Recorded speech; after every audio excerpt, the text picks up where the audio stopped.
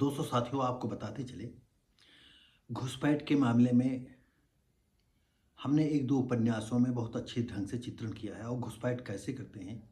और हमने पश्चिम बंगाल की लगी और बांग्लादेश की सीमा से लगी हुई सीमाओं का जो है काफ़ी खोजबीन करने के बाद हमने एक नॉवेल लिखी थी, सरहदों को चुनौती। वहाँ पर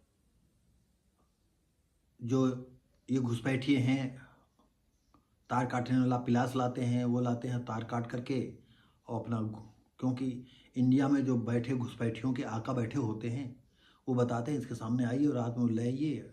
उधर बांग्लादेश के कुछ लोग हैं, आते हैं तार काट करके उन्हें भेज देते हैं और उससे जो है उनकी जो भारत भेजते हैं उनकी भी वहाँ वो पैसे देते हैं। और इसके बाद जो बांग्लादेश के लोग इंडिया आते हैं इनसे ये पैसा लेते हैं यहाँ के आका लोग। इस तरह से आवाजाही निरंतर बनी हुई थी। और कुछ अभी एक पट्टा ज़मीन का है जहाँ की बांग्लादेश और भारत सरकार से एक एग्रीमेंट है जिसके तौर पर वो खुले तौर से वो बांग्लादेशी इंडिया आया करते हैं। तमाम आते तो हैं लेकिन वापस नहीं जाते हैं। ऐसे ही घुसपैठियों का सरदर्द जो है देश आज़ादी के बाद से आज तक ये दंश झेल रहा है। हमारा देश घुसपैठ के कारण जो है कितनी पीड़ा झेलता चला रहा है, कितने आतंकवादी लोग कैसे चले आ रहे हैं। कहीं नेपाल के रास्ते से आ रहे हैं, कहीं बांग्लादेश के लोग जो है पश्चिम बंगाल से चले आ रहे हैं। और पश्चिम बंगाल की सरकार जो है ज़्यादातर घुसपैठियों का समर्थन करती है, अपने यहाँ बसा भी रही है। अगर पश्चिम बंगाल में ममता दीदी का शासन और रहा तो पता नहीं पश्चिम बंगाल में जो है एक दिन जो है नया बांग्लादेश बनने के कगार पर पहुँचेगा। खैर, तो दोस्तों साथियों, अभी आपको और बता दें, नई दिल्ली अब घुसपैठ करने वालों के लिए जो है 5 साल की सजा है, 5 लाख जुर्माना का प्रावधान किया गया है, कानून पेश किया गया है पारित करने के लिए। घुसपैठ, ये नई दिल्ली मतलब राज्य मंत्री का किस्सा भी हम आगे बताते हैं। घुसपैठ और फर्जी दस्तावेजों के सहारे नागरिकता हासिल कर लेते थे, अब इतना आसान नहीं होगा। सरकार ने अवैध विदेशी नागरिकों के प्रवेश और निवास को कड़े कानून के नियमों के दायरे में बांधने वाला आव्रजन और विदेशियों विषयक विधेयक मंगलवार लोकसभा में पेश किया। प्रवेश या निष्कासन पर आव्रजन अधिकारी, आप जानते हो आव्रजन अधिकारी, जो आदमी निकालना है बैठालना है, ये आव्रजन विभाग होता है, वही इसका, और ये उसको और मजबूत बनाया गया है इस पारित करके।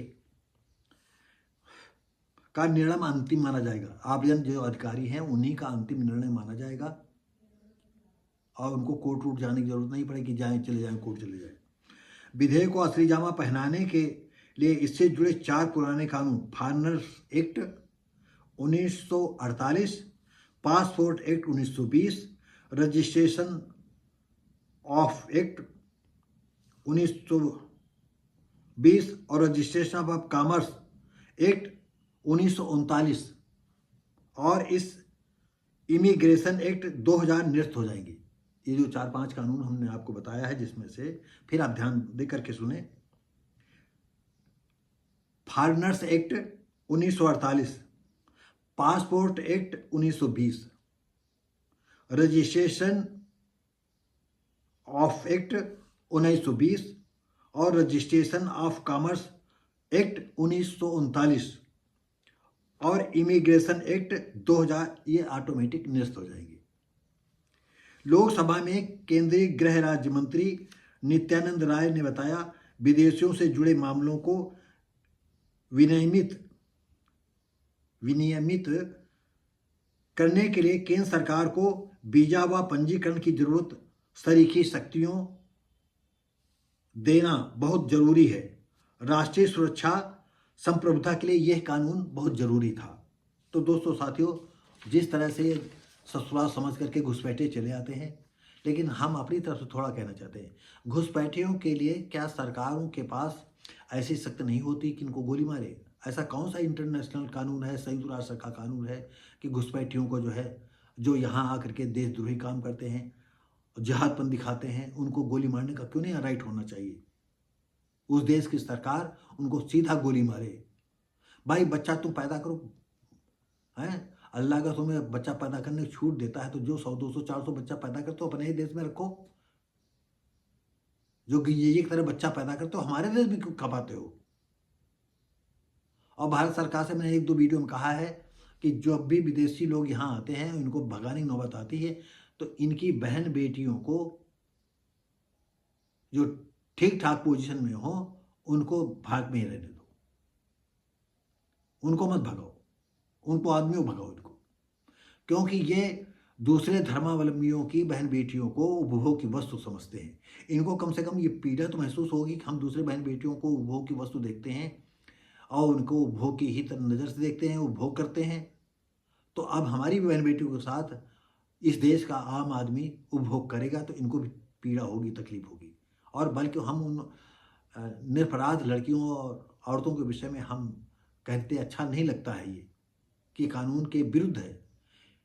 लेकिन आखिर ये लोग जो खबीसपन का काम करते हैं, हर वक़्त हमारे हिंदू की बहन-बेटियों पर निगाहें गिद्ध दृष्टि लगाए रहते हैं, बाज की तरह सरीखे लगाए रहते हैं और साले वो जो है ना अनपढ़, गँवार, जाहिल और लड़कियों को रोज़ छेड़ते हैं, धीरे-धीरे करके लड़कियाँ भी उसी में आ जाती हैं।